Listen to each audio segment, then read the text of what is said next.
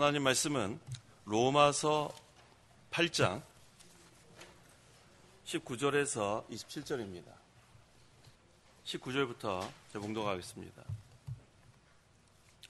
피조물은 하나님의 아들들이 나타나기를 간절히 기다리고 있으니 피조물이 허무한 것에 굴복하게 된 것은 자기 뜻이 아니라 오직 굴복하게 하시는 분으로 말미암은 것이다.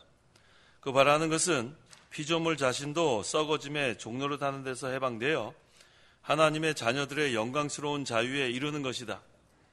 우리는 모두 피조물이 지금까지 함께 탄식하며 함께 해산의 고통을 겪고 있다는 것을 알고 있다. 이뿐 아니라 또한 성령의 처음이건 열매를 가지고 있는 우리 자신도 속으로 탄식하면서 양자될 것, 그 우리 몸의 구속을 기다리고 있다. 우리는 이 소망 가운데서 구원을 받았다. 그러나 보이는 소망은 소망이 아니니 보는 것을 누가 바라겠느냐. 만일 우리가 보지 못하는 것을 바란다면 인내하며 기다려야 한다. 이와 같이 성령께서도 우리의 연약함을 도우시니 우리는 마땅히 기도해야 할 것을 알지 못하나 오직 성령께서는 진히 말로 표현할 수 없는 탄식으로 우리를 위하여 간구하신다. 마음을 살피시는 분께서 성령의 생각이 무엇인지를 아시니 이는 성령께서는 하나님의 뜻대로 성도를 위하여 간구하시기 때문이다. 27절까지 봉독했습니다. 27절 하반절에 성령께서는 하나님의 뜻대로 성도를 위하여 간구하시기 때문이다 라고 했습니다. 이 말씀을 근거로 이 시간 증거의 말씀의 제목은 성령께서 성도를 위하여 간구하심, 성령께서 성도를 위하여 간구하심이란 제목으로 말씀 전하겠습니다. 19절 피조물은 하나님의 아들들이 나타나기를 간절히 기다리고 있으니. 여기서 피조물은 자연 만물을 가리킵니다. 또 하나님의 아들들은 성도, 그래서 자연 만물도 성도가 나타나기를 간절히 기다린다고 했습니다. 이 원래의 목적대로 이 자연 만물이 잘 이용되어야 되는데 죄가 세상에 들어오니까 이 자연 만물도 이제는 바로 이용되지 못합니다. 원래는 하나님의 영광을 위해서 이 자연 만물이 이용되어야 되는데 그러지 못합니다. 그래서 모든 만물은 하나님의 영광을 위하여 창조되었는데도 불구하고 죄로 인해서 지금 하나님의 영광을 나타내지 못하니까 지금 이와 같이 피조물은, 즉 자연 만물은 하나님의 아들들, 즉 성도가 나타나기를 간절히 기다리고 있다고 했습니다. 하나님은 영이시기 때문에 물질이 직접 하나님께 영광을 돌릴 수 없어요. 하나님께 영광 돌릴 수 있는 사람밖에 없어요. 그래서 영혼과 몸을 가진 성도를 통해서 하나님께 영광을 돌릴 수 있습니다. 그래서 이 자연 만물이 성도에게 이용되고 그 다음에 그로 말미암아 성도가 하나님께 영광 돌리게 된 거 너무 감사합니다. 20절 피조물이 허무한 것에 굴복하게 된 것은 자기 뜻이 아니라 오직 굴복하게 하시는 분으로 말미암은 것이다. 자연 만물이 왜 이와 같이 됐는가? 그 이유가 창세기 3장 17절 저주를 받았어요. 17절 여호와 하나님께서 아담에게 말씀하셨다. 내가 아내의 말을 듣고 내가 내게 먹지 말라고 명령한 그 나무의 열매를 따 먹었으므로 땅이 너 때문에 저주를 받고 너는 평생 동안 수고하여야 그 소산을 먹을 것이다. 땅이 저주를 받았습니다. 원래는 하나님의 영광을 위해서 모든 것이 창조됐는데 이 죄로 인해서 땅이 저주를 받았어요. 이 아담의 범죄 때문에 이와 같이 됐습니다. 이제는 하나님의 뜻대로 바로 이용되지 못합니다. 그래서 범죄하는 일, 또 불의한 일에 이용당하게 된 것, 이것이 바로 허무한 것에 굴복하게 되었던 그런 뜻이에요. 그런데 이것이 자기의 뜻이 아니에요. 자연 만물의 본래의 뜻은 이것이 아닌데 이 인간의 범죄 때문에 이와 같이 되었습니다. 오직 굴복하게 하시는 분, 하나님을 가리킵니다. 그래서 인간의 죄를 심판할 때도 이 만물도, 저주받은 만물도 불의한 일에 이용되면 다 멸망을 당하게 된 겁니다. 21절 그 바라는 것은 피조물 자신도 썩어짐의 종로로 타는 데서 해방되어 하나님의 자녀들의 영광스러운 자유에 이르는 것이다. 이 피조물 또 자연 만물 다 인간의 죄로 인해서 허무한 것에 굴복하고 있습니다. 그것이 죄와 썩어짐의 종로를 타는 거라고 했어요. 그래서 피조물이 불우한 일에 이용당하는 것, 이건 자기 뜻이 아니에요. 이것은 썩어짐의 종로를 다하는 것. 그래서 결과는 파멸과 멸망입니다.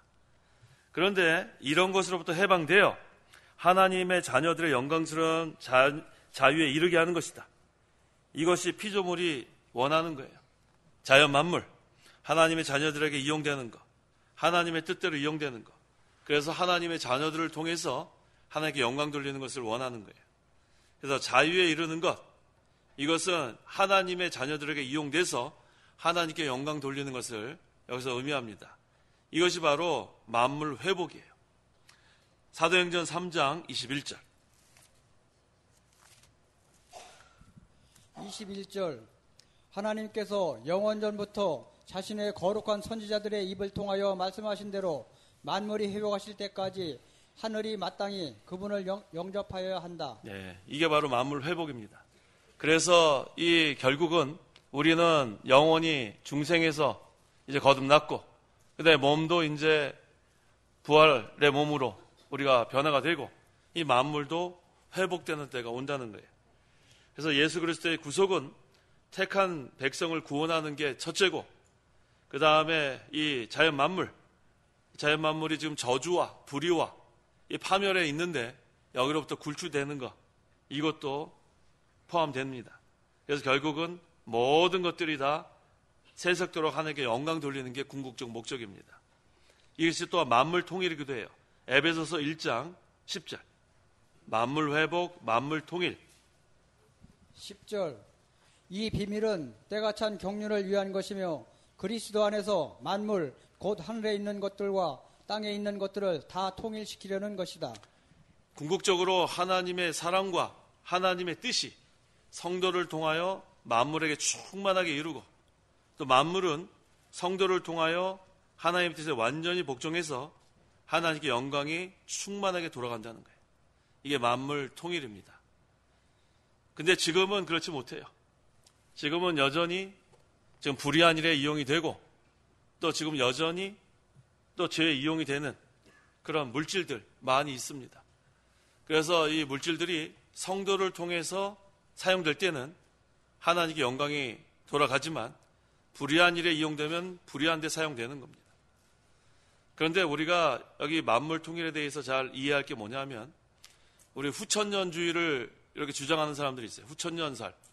후천년설은 뭐냐 하면 이 세상이 점점 선해진다는 거예요. 점점 선해져서 결국은 이 모든 이 죄악이 물러가고 결국은 골든에이지, 황금기가 한번 온다는 거예요.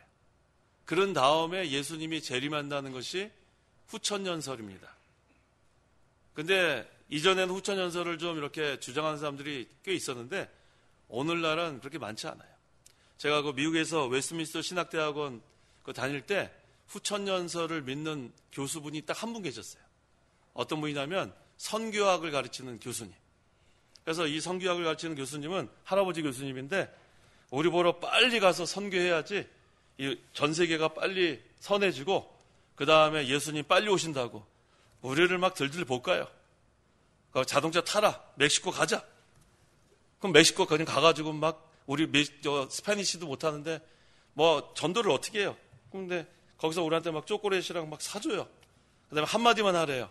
우리가 뭐 스페니시 알아요? 뭡니까? 그러니까 헤수스 떼아마 하면 된대. 헤수스 떼아마. 한번 해보세요. 헤수스 떼아마. 그게 뭔 뜻이에요? Jesus loves you. 예수님 당신 사랑합니다. 이거 뭐 신학생들이 그거 하나 배워가지고 가서 헤수스 떼아마 한 다음에 초콜릿 하나 주고, 그럼 아이들이 막 줄줄 따라다녀요. 티와나라는 데 가서 우리 해봤는데, 그런데 거기 우리 같이 갔던 그 연세 드신 분이 그러더라고요. 우리 이전에 전쟁 6.25 사변 후에 모습 같다고. 그래갖고 뭐 우리 뭐 그냥 막 따라다니는 거예요. 그럼 우리 또 확 돌아보고 헤수스 떼아마 우리 딱 주고 뭐 이런 식으로 뭐 거기도 가고 하여튼간 우리 막 데리고 다녀요. 그 목적이 뭐냐 하면 빨리 이 전 세계가 골든에이지 선으로 차면 그 다음에 천년왕국이 되고 그 다음에 이제 예수님 오신다는 거. 근데 만물 회복은 만물 통일 그런 거 얘기하는 거 아니에요. 우리가 믿는 것은 후천년주의가 아니에요. 우리가 지금 세상을 보면은 어때요? 점점 선해질 것 같아요? 악해질 것 같아요? 근데 그 교수님은 선해진다는 거예요. 그러면서 빨리 그냥 전부 다 선교사 가래, 선교사. 여기서 지금 공부 끝나자마자 다 선교사 가라. 그래서 저도 그래서 아프리카 갈 뻔했어요. 거기 그냥 마음이 그냥 막 감동이 내가지고. 자, 만물통일은 그런 게 아니라 나중에 이제 맨 마지막에 만물이 회복되는 걸 말하는 거예요. 선하게 이렇게 후천년 주의가 그렇게 주장하는 그런 그 천년왕국이 아니라 결국은 우리가 영원히 중생하고 그다음 우리의 몸은 부활의 몸으로 변화가 되고 만물도 결국은 통일이 되고 회복이 돼서 하나님께 영광 돌린다는 거예요. 22절. 22절. 우리는 모든 피조물이 지금까지 함께 탄식하며 함께 해산의 고통을 겪고 있다는 것을 알고 있다.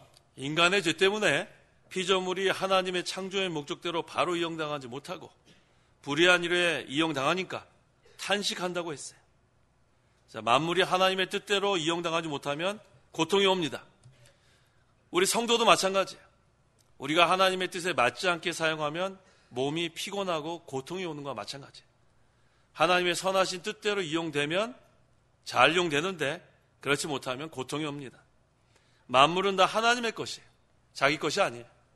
하나님의 뜻대로 사용하기 위해서 하나님 것인데 그것이 하나님 뜻대로 사용되지 않으면 탄식할 수밖에 없고 고통당할 수밖에 없습니다. 그래서 우리의 몸과 마음도 하나님의 뜻대로 잘 이용돼야 돼요. 그래서 우리가 올 한 해를 맞이해서 우리의 몸과 마음이 하나님께 잘 이용되기를 원해야 합니다. 자, 이용되기를 원해요? 잘 이용돼야 돼요. 그래야 우리가 기쁨으로 우리가 하나님의 일을 해나갈 수 있습니다. 그래서 잠언 한번 읽어보세요. 잠언 4장 20절에서 22절. 20절. 내 아들아, 이 말들을 경청하고 내가 말하는 것들에 귀를 기울여라. 그것들을 내 마음에서 떠나지 않게 하고 내 마음속에 간직하여라. 내 말들은 그것을 얻는 자들에게 생명이 되며 그들의 몸에 건강이 된다. 자, 이거 보세요. 내 아들아, 내 말을 경청하고 내가 말하는 것들에 귀를 기울여라. 우리 하나님 아들이죠. 우리 하나님 자녀니까 하나님의 말씀을 잘 듣고 그 다음에 그것들을 내 눈에서 떠나지 않게 하고 내 마음속에 간직해라.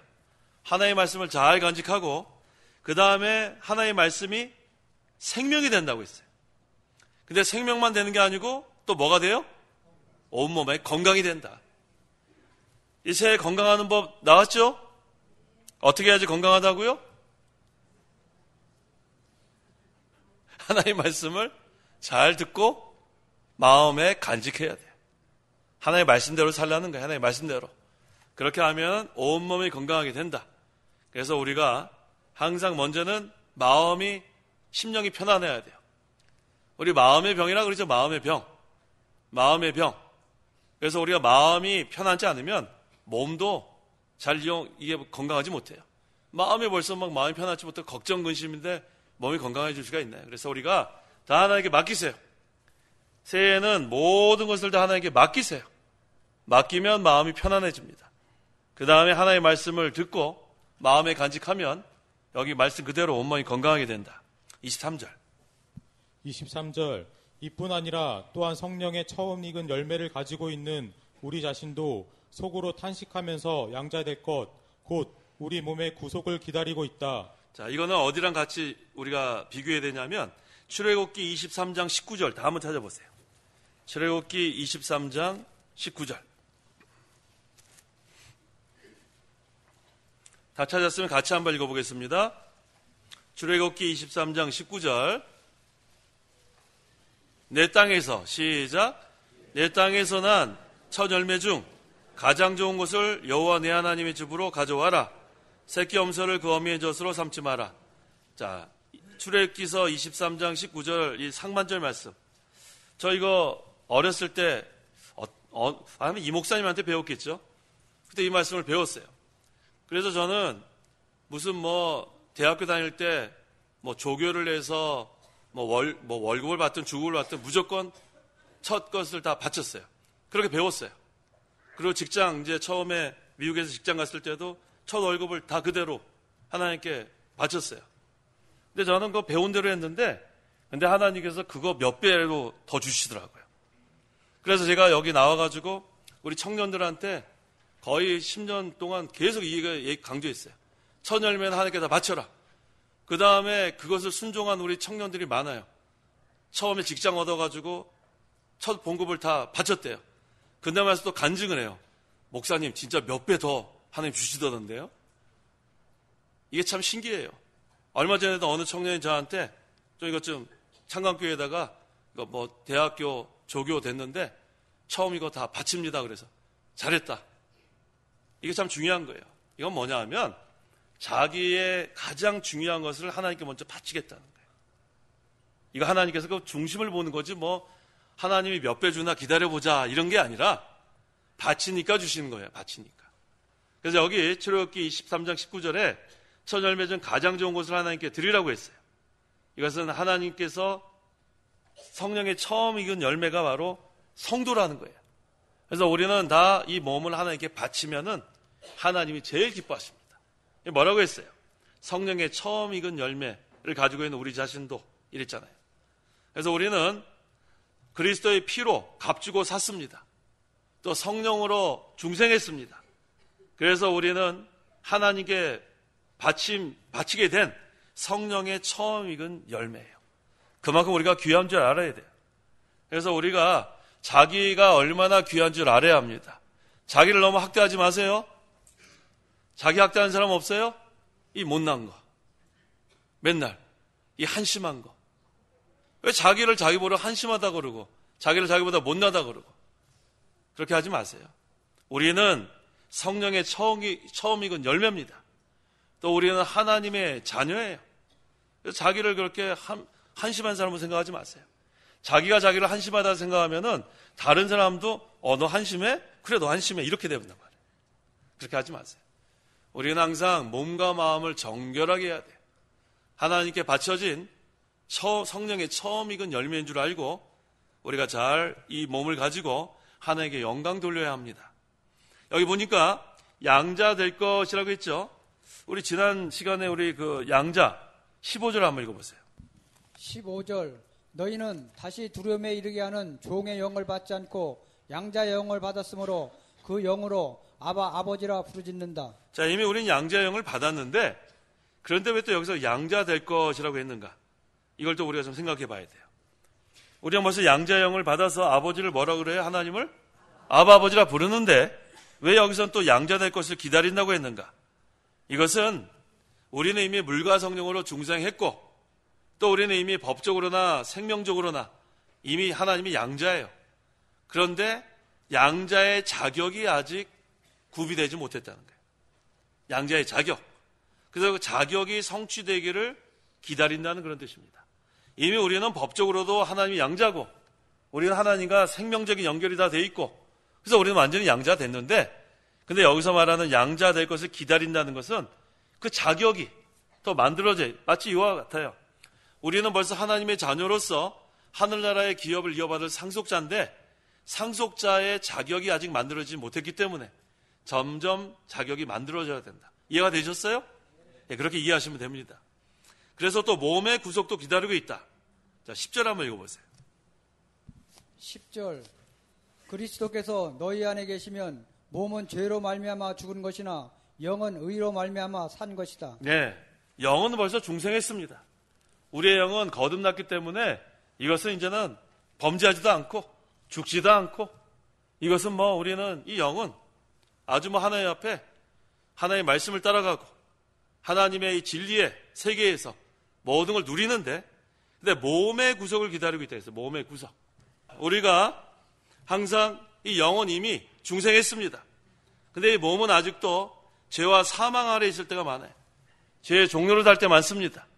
그래서 이 몸을 우리가 잘 간수하지 않으면 그 다음에는 이 몸이 불의한 일에 사용될 수 있어요. 죄의 종로를 달 때도 있고 그래서 우리는 항상 이 몸의 구속 그래서 죄와 사망 아래 있는 몸을 성령과 중생한 영이 이제는 늘 하나님의 말씀대로 순종해서 몸의 구속 이것을 기다리고 있다고 했습니다. 그래서 우리 날마다 이 육체의 부패성 죄성을 벗어버리는 생각이에요. 벗어버리는 생활. 여전히 우리가 이것을 벗어버리지 못하면 이것은 우리가 죄의 종류를 사는 데서 아직도 있는 거예요. 근데 우리가 벗어버린과 동시에 어떻게 된다 그랬어요? 뭐를 옷 입어야 돼요? 예수 그리스도를 또 옷 입어야 된단 말이에요. 육체의 부패성, 이 죄성을 점점 벗어버리고 옛사람 벗어버리고 또 새 사람 입는 것도 같이 해나가야 돼요. 예수 그리스도를 옷 입는 생활, 그게 바로 그리스도의 형상을 닮아가는 거예요. 두 가지가 다 필요합니다. 죄를 안 지려고만 하는 게 아니고 선을 적극적으로 하려는 게 또 필요해요.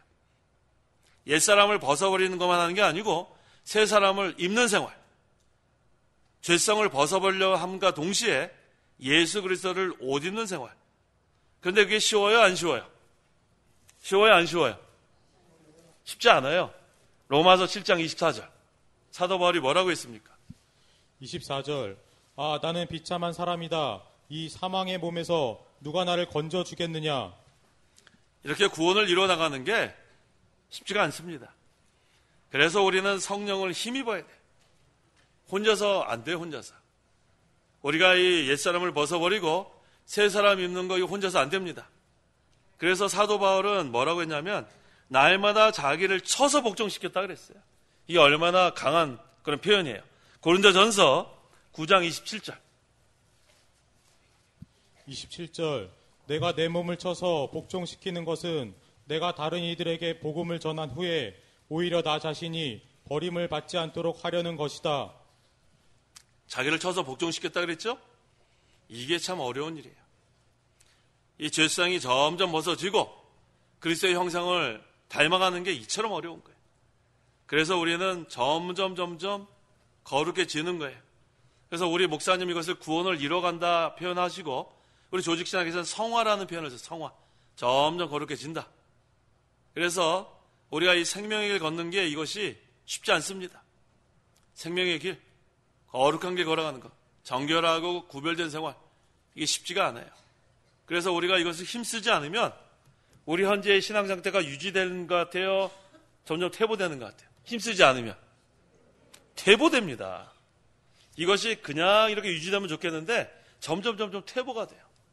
그래서 우리가 2018년도보다 힘을 많이 써야 돼요. 더 기도하고 더 우리가 힘을 쓰지 않으면 2018년 정도 사는 게 아니고 점점 퇴보하면 안 돼요. 그래서 우리는 자라나야 되고 더 강해져야 되고 창성해야 되고 그게 발전되는 거예요.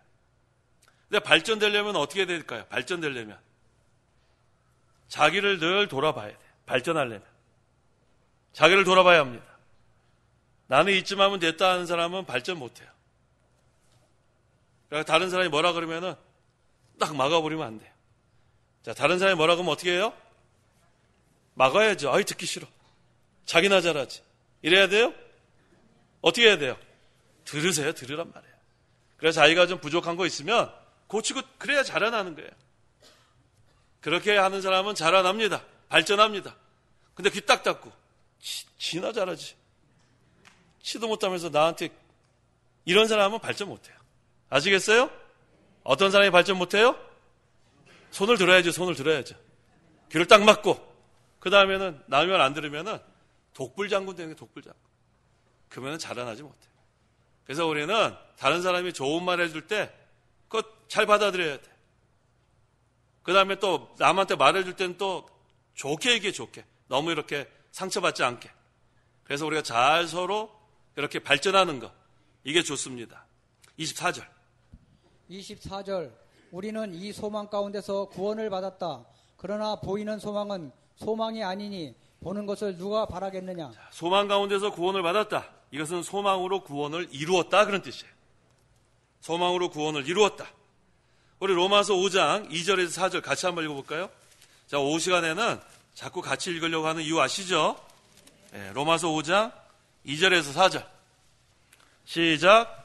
또한 그리스도로 말미암아 우리가 서 있는 이 은혜에 믿음으로 들어감을 얻었고 하나님의 영광의 소망으로 기뻐한다. 이뿐 아니라 우리는 환난 중에서도 기뻐하니 이는 환난은 인내를, 인내는 연단을, 연단은 소망을 이루는 줄 알기 때문이다. 이게 얼마나 좋습니까? 우리는 소망이 있는데 이 소망이 어떻게 이루어지는가?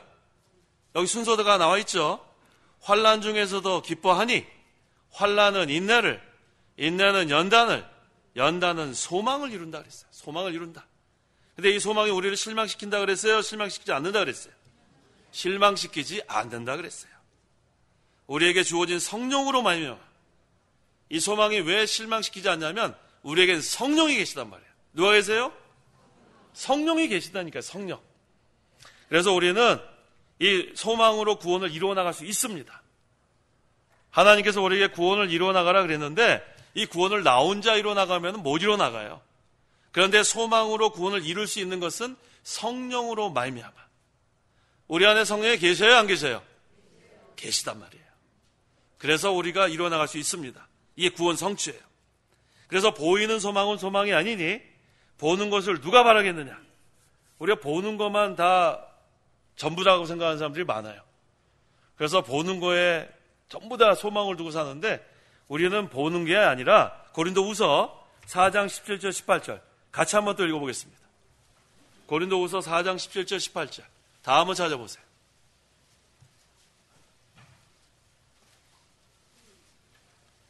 고린도후서 4장 17절 18절 우리가 시작 우리가 잠시 받는 가벼운 환난은 비교할 수 없을 정도로 영원하고 무게 있는 영광을 우리에게 이루어준다.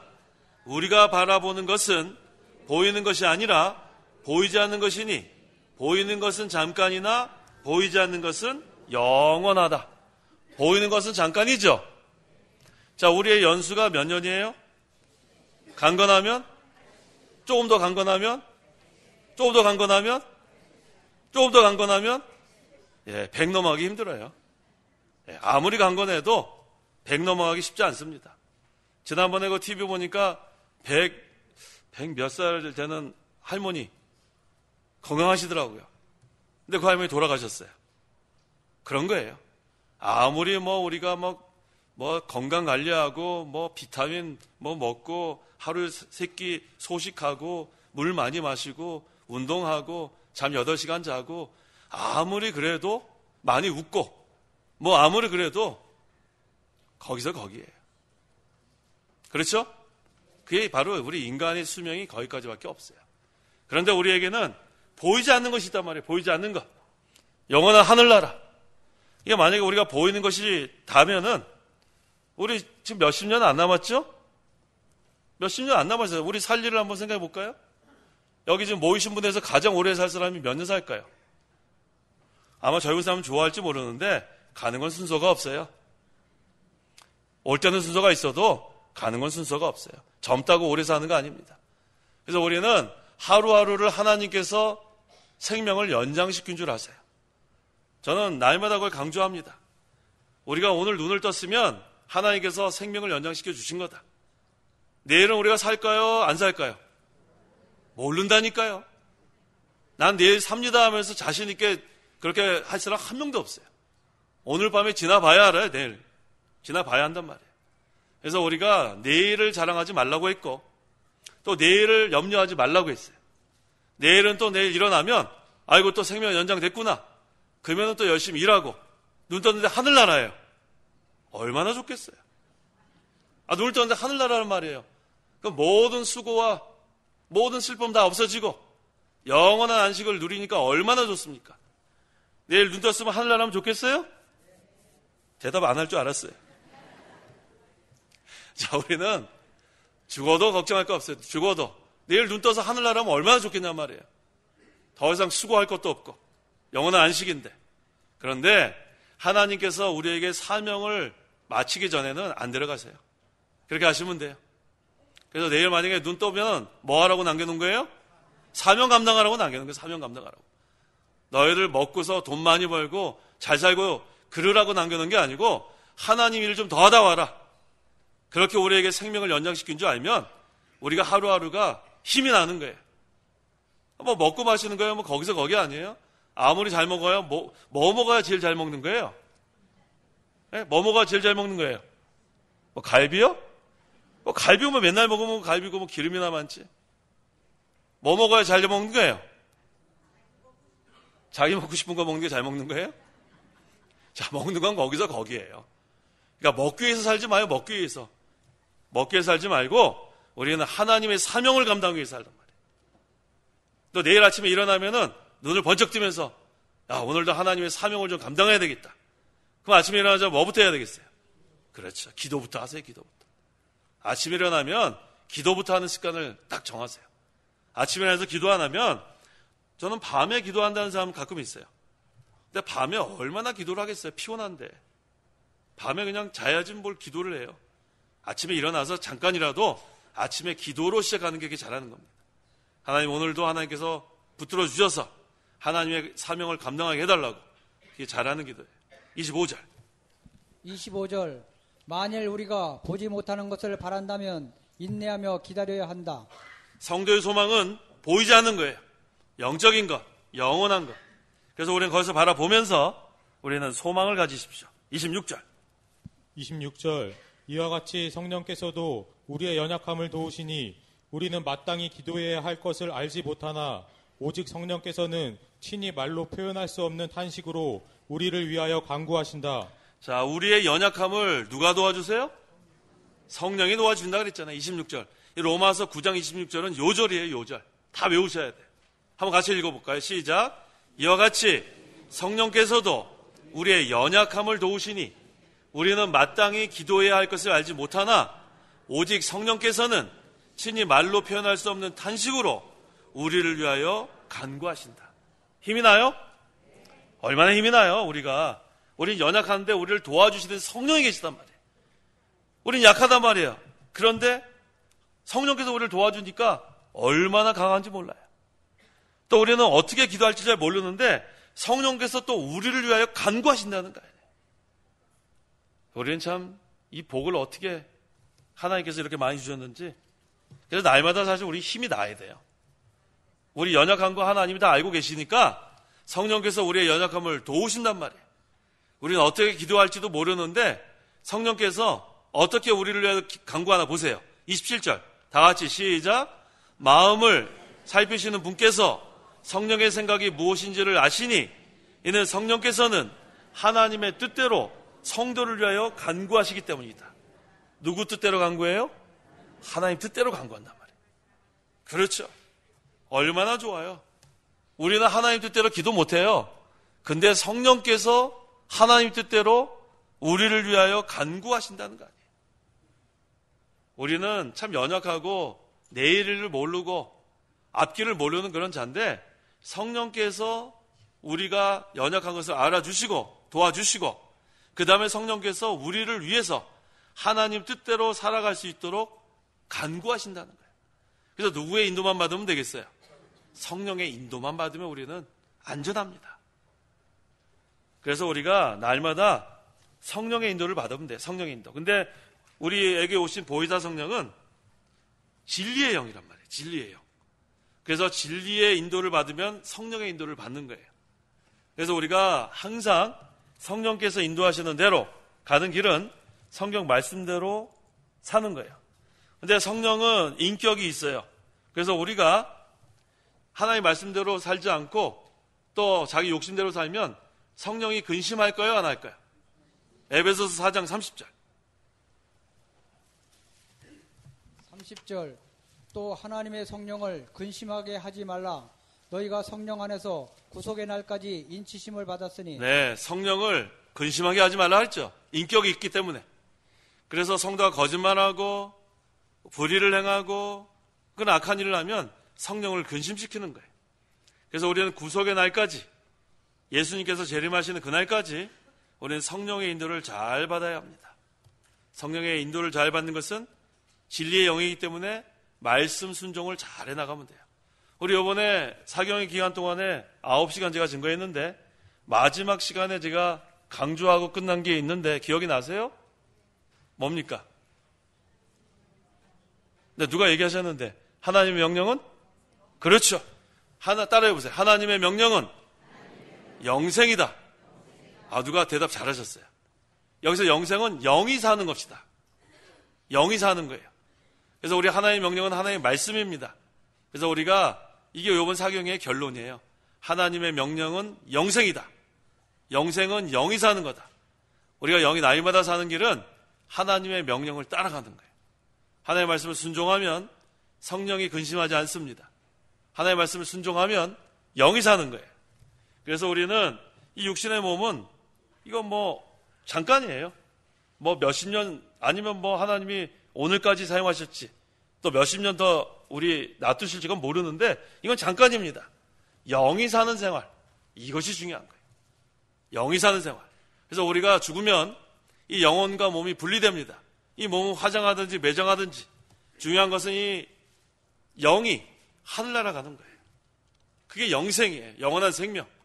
그래서 우리는 잠깐 보이는 이 세상에다 모든 것을 올인하지 말고 보이지 않는 하늘나라, 거기에 소망을 두고 사는 것, 그런 자들을 성령께서 붙드시고 그 성도를 위해서 간구하시고 주장하시고 인도하십니다. 기도하시기 바랍니다.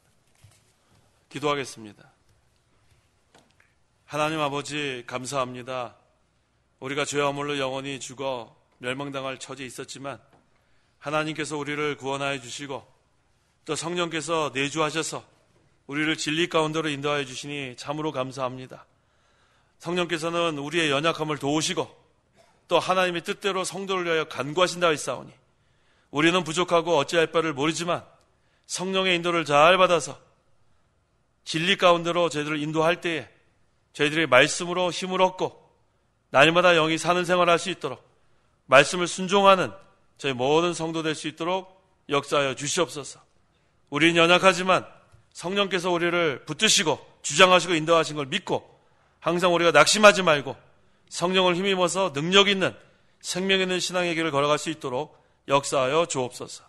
예수님의 이름으로 기도하옵나이다. 아멘.